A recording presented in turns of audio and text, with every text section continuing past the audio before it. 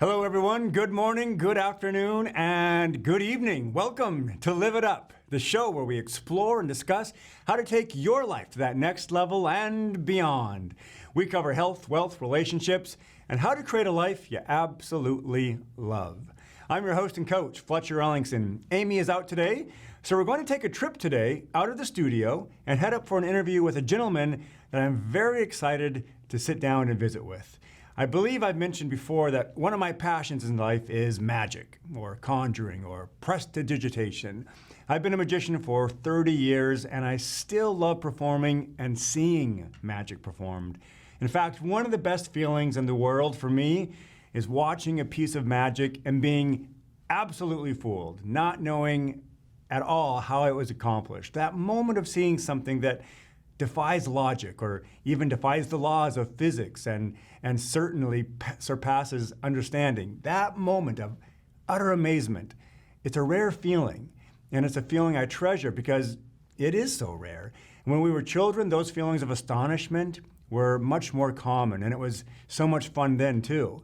But as we grew older, we learned more and more and became aware of what was possible in the world and what wasn't. And so as an adult, to experience that moment of wonder, astonishment, feels really, really good. Magic is appreciated by people all over the world. It can transcend differences and can transcend language and bring people together and make them smile and laugh. So why am I sharing all of this? Well, because today we get to sit down with a man right here in our backyard from Kashmir, and who has for decades built props and different apparatus for magicians all over the country, maybe all over the world. We'll find out. And today he's going to let us into his workshop and his prized room of magic, history, and paraphernalia. So if you enjoy magic, then come along with us to Kashmir. We'll take a short break, and then we're going to be back to talk with Magic Mel in just a few minutes. All right, are you ready? Then let's go.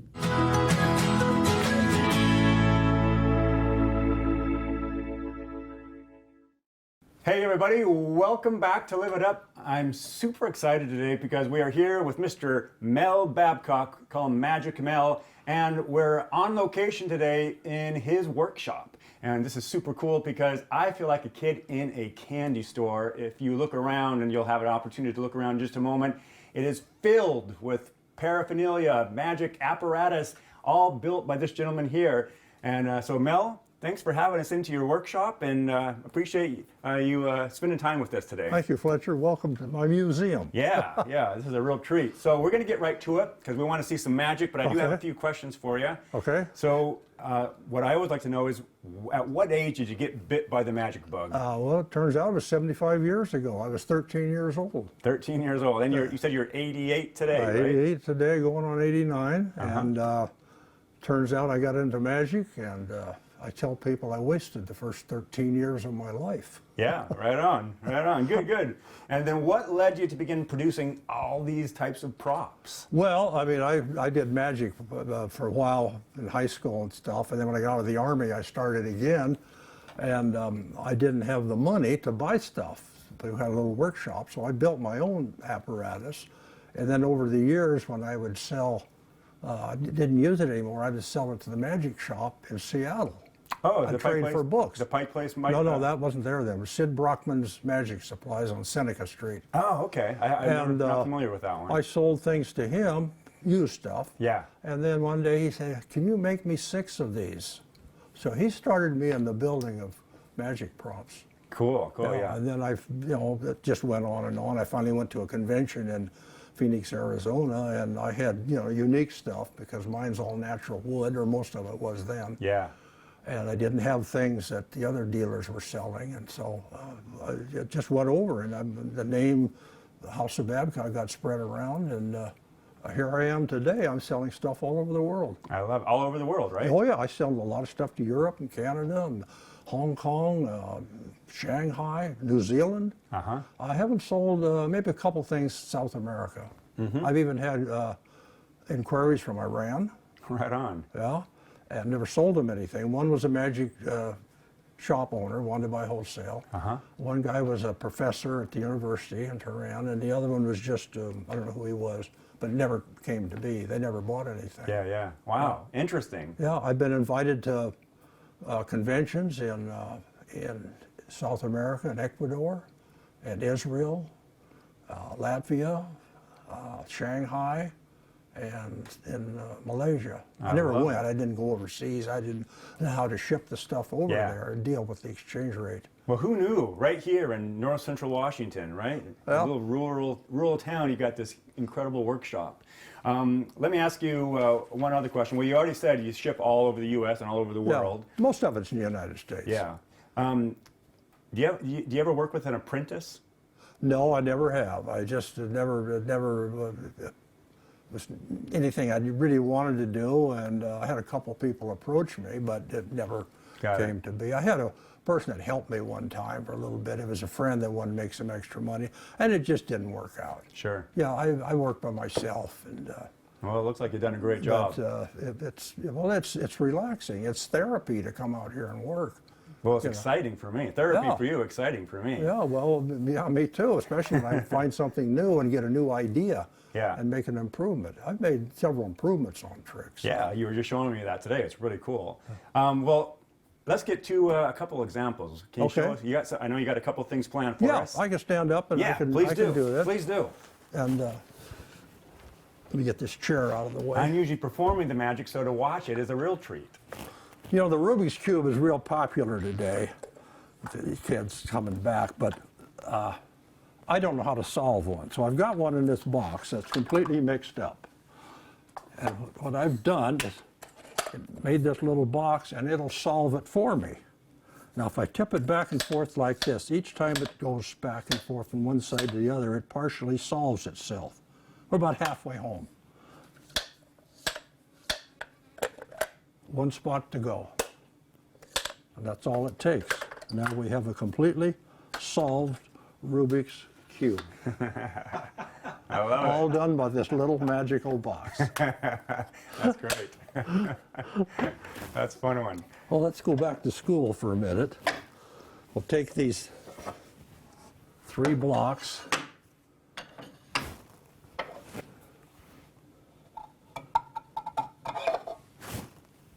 And this tube, which is empty from both ends. And now I have this other little box here, which is, oh, that has nothing to do with it. This empty box is going to extract the B block out of the middle. And you're going to see it happen if you watch 1, 2, 3.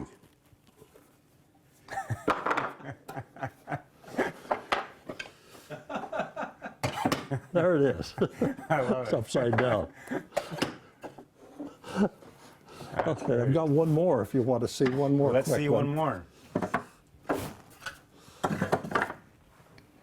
Have you seen these new $3 bills they're printing? Oh, I better get my glasses on. Let's see. Yeah. Yes, I'm familiar with that $3 bill. Anyway, my friend works as a waitress and she gets a lot of these for tips, but she can't cash them. They tell her at the bank that this is phony money. So I made this little box. You close it, you tap it 1, 2, 3 times, and then once more just for no good reason. And what happens, it cashes the $3 bill into 3 brand new ones. So I call it my $3 bill cashing machine. I love it.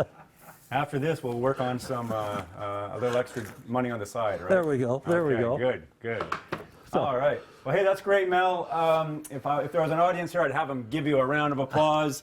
But stay with us because, yeah, thanks. There we go. There we go. Stay with us. We're going to be back with Magic Mel. I want to talk to him some more, find out a little more about his history. Stay with us. We'll be right back.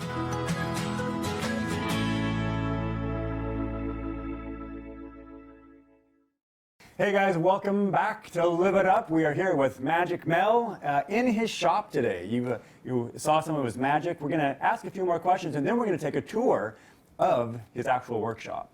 So Mel, I got a couple more questions here for you. Okay. What type of shows did you used to enjoy performing? Oh, I did everything. I did birthday parties and banquets and school shows. Some of my favorite ones were in Wenatchee. About in the 60s, they started doing small conventions. in the old Cascadian Hotel. They had a banquet room. Yeah. And those were fun. A small group, maybe 100, 150 people, and they were in good mood, you know, and they were just fun. But I've done everything.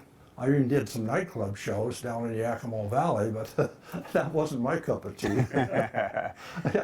Different type of audience, right? Oh yeah, one night I was in the dressing room. They wanted me to perform when the band took a break. You know, 15 minutes, 10:30, another 15 minutes at 11:45. I'm getting ready to go on, and there's a guy out there hollering and yelling, and I thought, boy, I'm going to have trouble with him, heckler. And just before I went on, I heard a crash, bang, boom, and he was dancing and fell over into the bass drum and broke it. And the manager just climbed all over him and kicked him out, except he was with a large group. Told him to sit down and keep quiet. Yeah. And that guy saved my bacon. Right. You didn't have to worry about him, right? The only thing he said was, hey, can you make my wife disappear? That was it. But I didn't like that type of audience. So do you like close-up magic or parlor or stage I better? do close-up magic for family and friends, but I've never done it professionally. Yeah, that's my favorite. Yeah, I like close-up. I love sitting at a table with a group of people and just it's happening right there. Yeah, it's fun. I love that. It's fun to do, and I work on that and practice different card effects. Well, that's what I was going to ask you next. Is do you still learn new material or? Yes, I still learn. Well, I told you about my magic friend that I met, and I'm teaching her magic. And we get together once a week, usually once a week. We've been doing this for 18 years. Oh, wow. And we talk magic, practice new things, and try to teach her things, and come up. It's just fun. We come up with ideas, and so I keep active and keep my fingers going. Good. Keep that dexterity, right? Oh yeah, well that's what my doctor said. That's good for your arthritis. Yeah. It is. Yeah, right on. So tell me about this. Do you have any favorite magicians? Well, right now it'd be Shin Lim. Shin Lim? Yeah, he's a young, he's Oriental. Yeah, I've seen him. It's like America's Got Talent. Just talented, nice looking. I just like his mind-blowing material. Oh yeah. But I like David Copperfield for illusionists, and Shin Lim's my favorite right now. But I watch magic whenever they're on, and there's been a couple of magicians, 3 magicians in Wenatchee, the big shows at the Toyota Center. Oh yeah, there was one just recently. Yeah, Jay Owenhouse from Montana. Yeah, did you happen to check that out? Oh yeah, I've seen him twice. Okay. I didn't see him the last time; it didn't work out. But yeah, we got to go backstage with him and see the tigers, and that was interesting. He had 2 tigers with him. Yeah, That was interesting. I didn't see it, but I remember seeing that advertised. Yeah, he said that they got those 2 cubs when they could just get them away from their mother, and they raised them in their home for 1 year, bonded with them. Wow. Slept in the bed with them and everything in order to bond with the tigers. Now they're outside in they got a big, covered area and swimming pool. He lives in Bozeman, Montana. And I assume you've been down to the Magic Castle. Yes, I've been to Magic Castle, and I've gone to a lot of magic conventions. I'm sure. Probably close to 60. Yeah. And then as a dealer for most of them. Yeah. Took like stuff. Here's a question for you. Have you ever been performing and you had an illusion or a trick that totally go Everybody sideways? Does. Yeah. Oh yeah. Any memorable ones? Well, I can't think of. I can't think of anything right now that. But they just go wrong, and usually you can recover. Yeah. If it's. It's pretty humbling, though. Yes, you did, and you have to just move on. Yeah. If I drop something once in a while, I'll say, "Oh wow, that's the first time that ever happened again." Yeah. And I get a big laugh, and then people think, "I'll bet you that was planned." So you can get out of it. But You can take the credit and run with it. oh, right? I'll tell you the worst one. I had a show one time for the Wenatchee Lions Club at the Pioneer Junior High for the Queen Selection Night for the Apple Blossom Festival. They wanted somebody to entertain while the judges took time to decide. So I had my doves then, and I was out on that big stage, and that was probably the biggest stage I'd ever been on at that time. That was back in the 60s. And the last trick, the last dove, got away from me, and he flew up to the basket, where the basketball hoop was pulled up and lit up there. And now what do? Walk off stage and leave the poor dove up there? And the guy on the spotlight shined the light on that bird. Yeah. and scared him. He took off and he flew down over the bleachers, and all the students and the kids were standing up and hollering, trying to get a hold of the bird. He flew clear down to the end of that gymnasium. I don't know, he'd never flown that far before. And it was dark down there, and he got turned around. I could see he's coming right at me, right over the audience. And I stood there, and I reached up, and he hit my hand. He was flying, and he fluttered down. I caught him on this finger, and I just took a bow and walked off the stage. I love it. It turned out perfect. That is probably the best damn magic trick they've ever seen. The MC came back later and said, Mel, how long did it take you to train that bird to do that? I said, you wouldn't believe me if I told you. That's a great memory. Oh, yeah, I can remember that. Boy, what a sickening feeling I had, though. Yeah. I'm going to walk off stage, this group, what's going to happen to them? That's great. So that's the best one. All right, good. Well, thanks for sharing. We're going to take another short break, but we'll be right back. We'll take a tour through Mel's shop.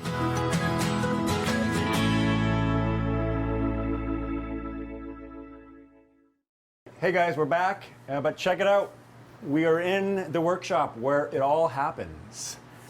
So tell us a little bit about what you're doing here, Mel. Well, this is where I do all the building. I can cut my pieces out, I assemble them in here, I glue them up, and put them together, and then I got a little room in there I spray paint or clear finish on. You got the paint room back Yeah, here? it's got an exhaust fan in there. It's kind of full of stuff right now.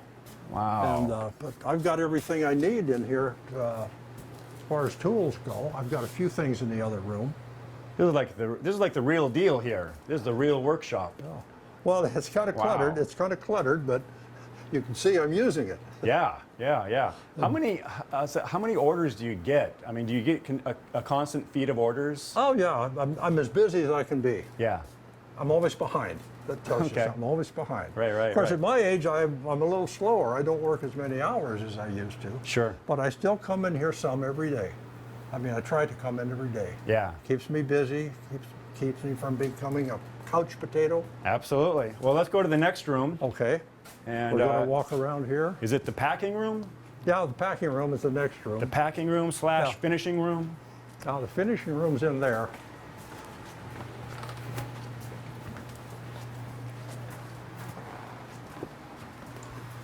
And there's things here that I haven't quite finished yet. And those boxes up there, there's parts. When I've run out of a trick, I've got the parts cut out for several of them that I know I'm going to make more. This is where I pack up all my packages, is right here. This is where you pack everything I up? pack up right here. Get ready to ship it out? Yep, I got my bubble wrap and my peanuts and everything. Cool. I got some lumber there. I got quite a bit of lumber out on an enclosed porch outside. Yeah.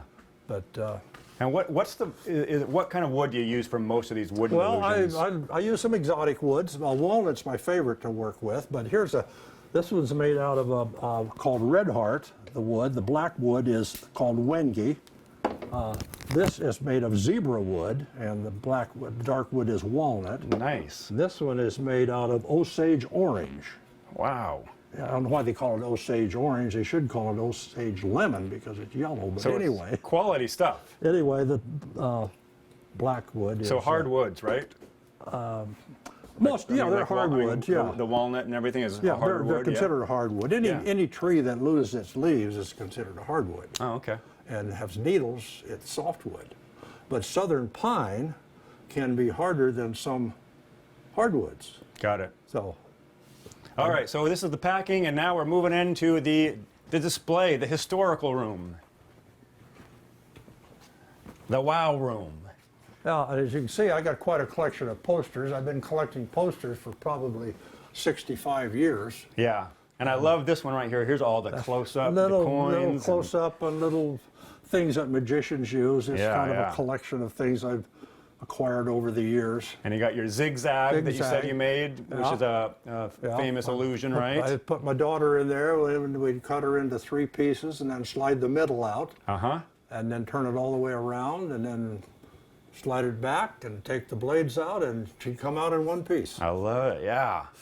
And then I love these great posters here. Yeah, Sorkar is a fantastic. magician from India. He was known throughout the world years ago. And that's an original poster.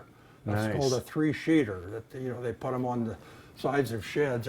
They're in 3 sheets and they're just matched up. Oh yeah, I can see that. Yeah. Yeah, I all can those see. billboard posters were in so many sheets. There's 3-sheeter, there's a 6-sheeter. They go clear up to, I think, 24 sheets. Gotcha. Yeah. And Blackstone and Keller, Alexander, Raymond, yeah. Carter, Dante. Thurston, Oh, yeah. Dante, yeah. Fu Manchu, they're all there. Thurston. Good. Howard Thurston was in the 20s and 30s. Great, big, huge illusion show. You're in good company here. All right, well, I think that just about wraps up our show. That's all the time we've got for it. Thanks Okay. so much again for sharing your Thank you, wares Fletcher. here. It's Thank you. really a pleasure. That's been fun. All right. Brought back a lot of memories. Take care, guys. It's time to get out there now. Be a source of kindness. Be a source of contribution. You have something that this world needs, and I believe in you.